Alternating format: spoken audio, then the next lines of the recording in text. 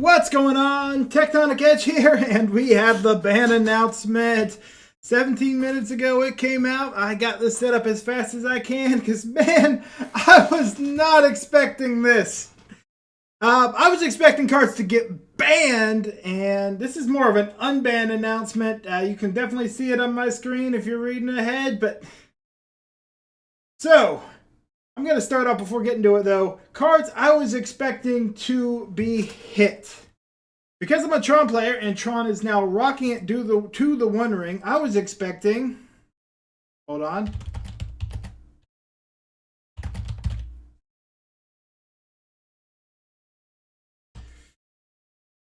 Pull up an image. Bear with me because I'm doing this live. The One Ring. I was a little fearful of this because I'm a Tron player and we have a habit of getting things banned out of our decks, and it's not usually because they're in our decks. And this has finally brought Tron back a little bit. I got first place in a store championship, which I have not done in a while, and this card played a big help in that. So yeah, it was on the chopping block. Glad it stays in the meta. Tron gets to stay powerful for the time being. I like it. I was expecting to see...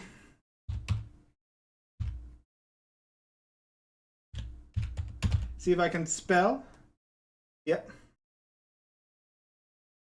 This guy here, Ragavan the Nimble Purifier. He wasn't likely to get banned, but he's banned in pretty much anything else. Modern's about the only format he's legal, yet he survives. And I heard talk of banning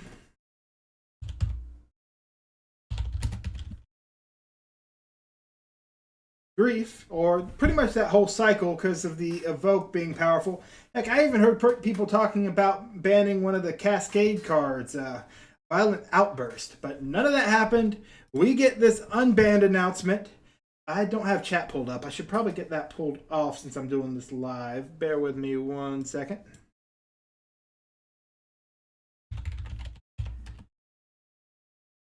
I got excited and hopped into this really quick.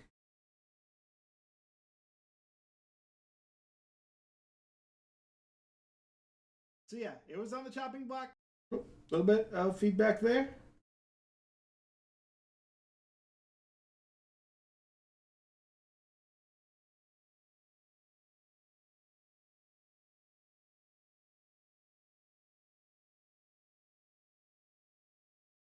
Yep, band announcement is out.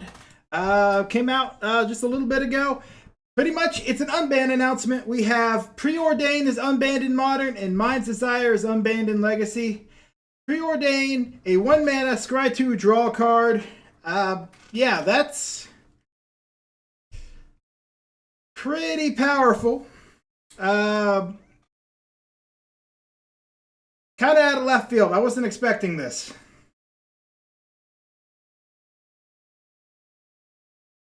Looks like there's a pretty big delay on my stream as well.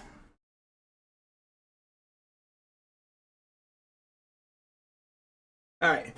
So, man, really wasn't expecting this. This was like, if there was going to be an unban, I was expecting something like Splinter Twin, Birthing Pod, slower combos that maybe could fit in now that it's slower. I was not expecting a 1-mana unbanned.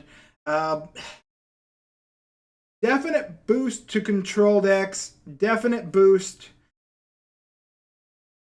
Hard to say if this goes into the Is It builds. I want to say it does because that's essentially looking at 3 cards. That's a lot of cards you can find.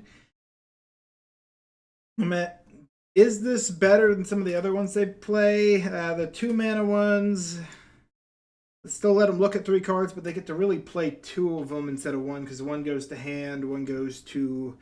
exile that can be played this turn, and 1 goes to graveyard, which is very effective for them as well. I don't think it replaces that, but it might fit into the Is It build, which it makes finding what you want really consistent.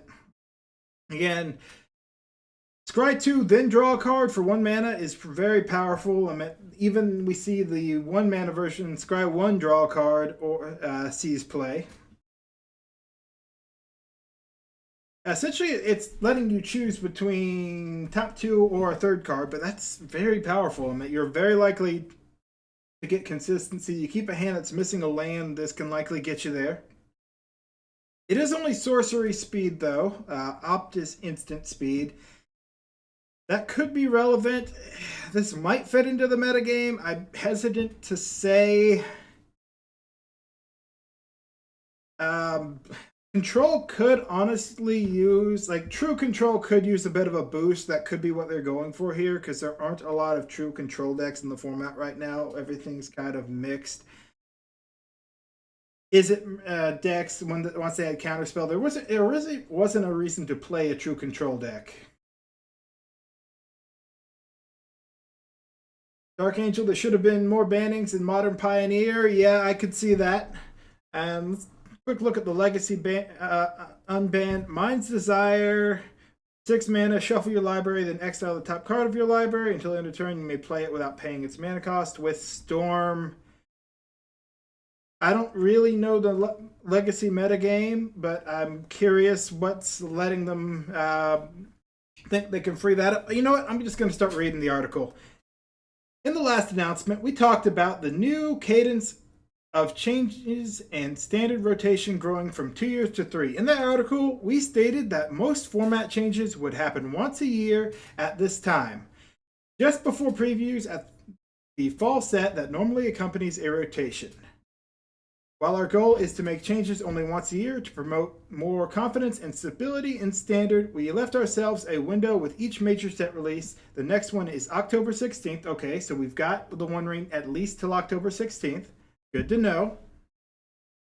Windows where we plan to use sparingly. In the smaller windows, we will be more amiable to making changes to non-rotating formats over standard. So standard's getting a once a year ban. It looks like Modern and all the other formats will be getting more frequent bans. That's actually good to know, because they can make adjustments more quickly for the more popular metagames. Because the previous announcement also contained several changes to standard, and because the format looked healthy and varied at the time, debatable, today we focus on Pioneer, Modern, Legacy, and Vintage. With only 2 changes to Legacy and Vintage, yeah, I was expecting some Pioneer stuff to happen. Or Legacy and Modern, not even Vintage.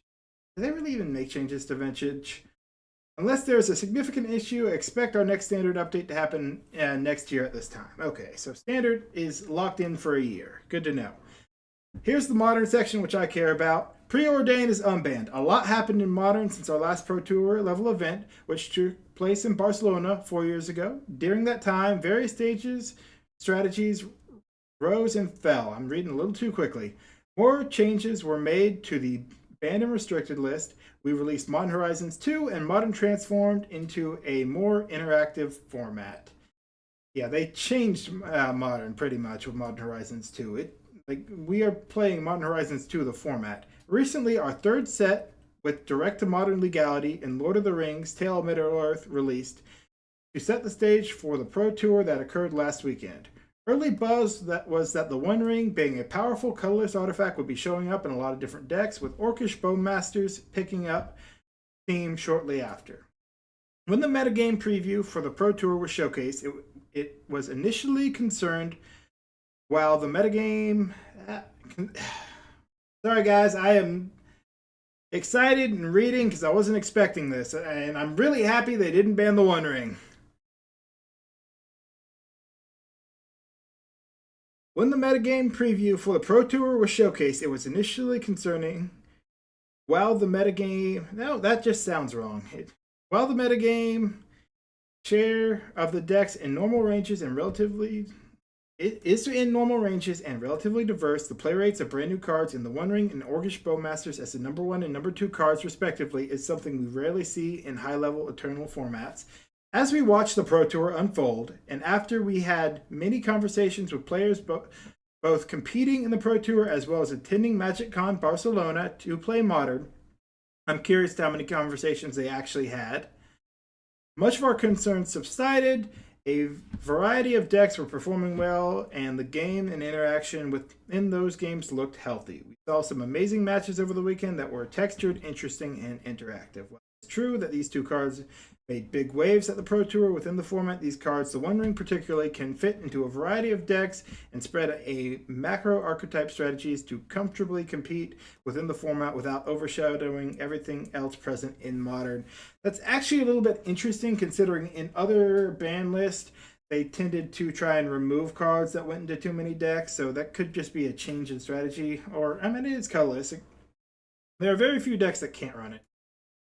Games can be frequently decided by having the One Ring in play for multiple turns, but the bar for 4-mana cards being too strong in a format as powerful as Modern is high. Not many games are quickly decided by a runaway from either the One Ring or Orcish Bowmasters, except for Tron.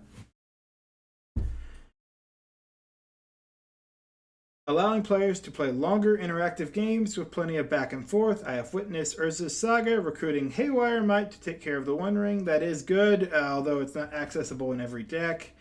About a dozen times, which begs the question, who is the real hero of the story?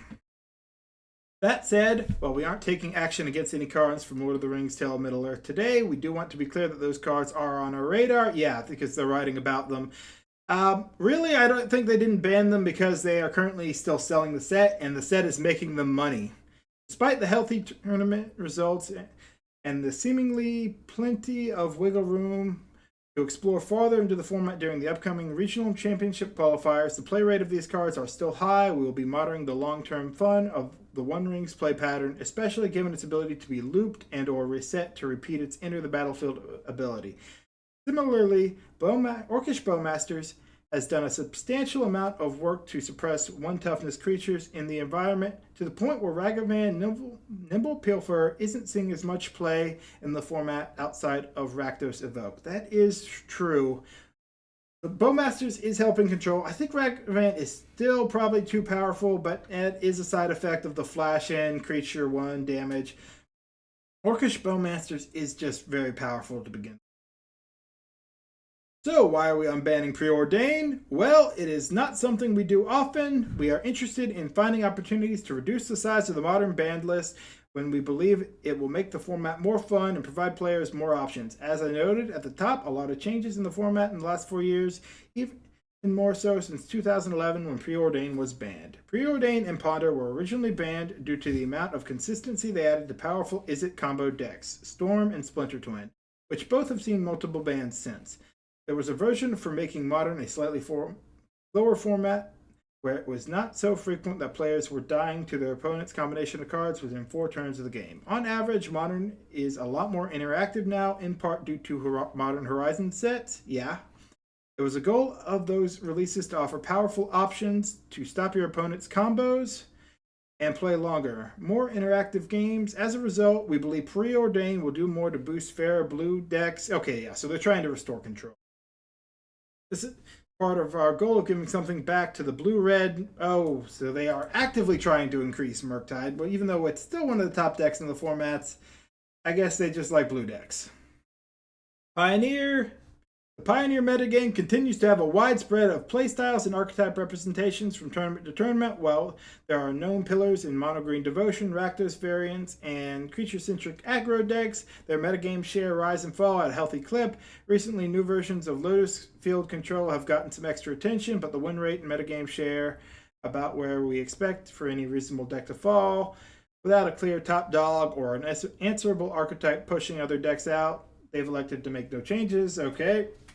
Well, I'm kind of happy Karn, Great Creator, is not banned in that, because if it was, like, I'm tempted to go into Pioneer at some point and start playing Karn, Great Creator deck, just because it'd be easy to switch into since I have them for Tron. Mind's Desire is unbanned. Magic has a list. Been a while since I've read something out fully, so bear with me here, guys. Magic has a rich and storied history, including the fastest banned card in history of the game, Mind's Desire. A little foreboding that they chose to unban it. At the time of its release, Magic's threats far outweighed the power of its answers, and creatures were a much smaller portion of Legacy or Type 1.5. So this was banned before Legacy. Interesting. A lot's changed. 2 decades have passed since Mind Desire was banned, and at that time, yeah, I was 9 at that time. Wow. Creatures have become more powerful, new Planeswalker cards have been introduced, and there are multiple cycles of free spells that have made it much harder for... Alright, the Storm mechanic. In the interest of making sure that combo players also get the same level of new content and strength that other archetypes instantly gain through our tentpole offerings, we've decided to unban. So they are actively throwing a bone to the combo players. Interesting, because they usually try and restrict combo decks. Combos are usually what emerge accidentally. There's very few combos that I think they've intentionally put into the game, or at least ones that became extremely powerful. Outside the spell's combo presence, the legacy metagame is still evolving with the release of Lord of the Rings. Orcish Bowmasters is making a splash. Up until now, many players of the decks that My Desire punishes appear to be adapting well and leaving additional space for previously underrepresented archetypes. Okay, finally vintage. The One Ring, but we don't necessarily take action against it at this point. I could see the One Ring being taken to a limited card in vintage, being a one of. Because that really hurts it for playing multiple copies. I mean, you play one and then you actively have to decide if it's still going to be worth playing more. But yeah, that's the gist of it. The Preordain. So yeah, I think we're going to see this pop into a lot of Izzet Murktide decks as early on as a tester card. We'll see some people playing more control online, trying to figure out if this is going to make it good or not. So regardless of whether it is good, I'm expecting those to pop up in the meta a decent bit here. Let me know what you guys think. I'd be interested in your thoughts on this. Since I've got it going live, got the comments out.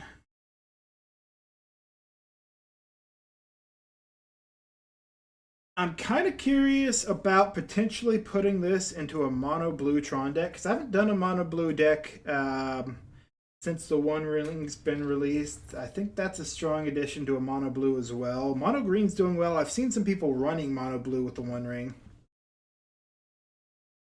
It's, yeah, I think that might be the next thing I try and throw together for a video. But that's about all I've got thoughts on this. Hang out for a few more minutes if anyone's got a comment. And then I'll hop off and I'll have a video uploaded later tonight. So keep an eye out for that.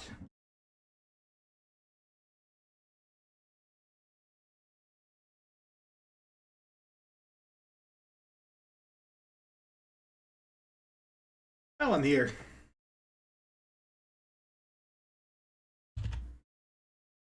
Look up some spoilers. I haven't checked them in a while. I don't think anything new's come out, but ooh, there was that announcement for they released news on the future sets that are coming out. Those do look interesting. Particularly, they've announced Modern Horizons 3 for next year. Right there. So if I scroll down here,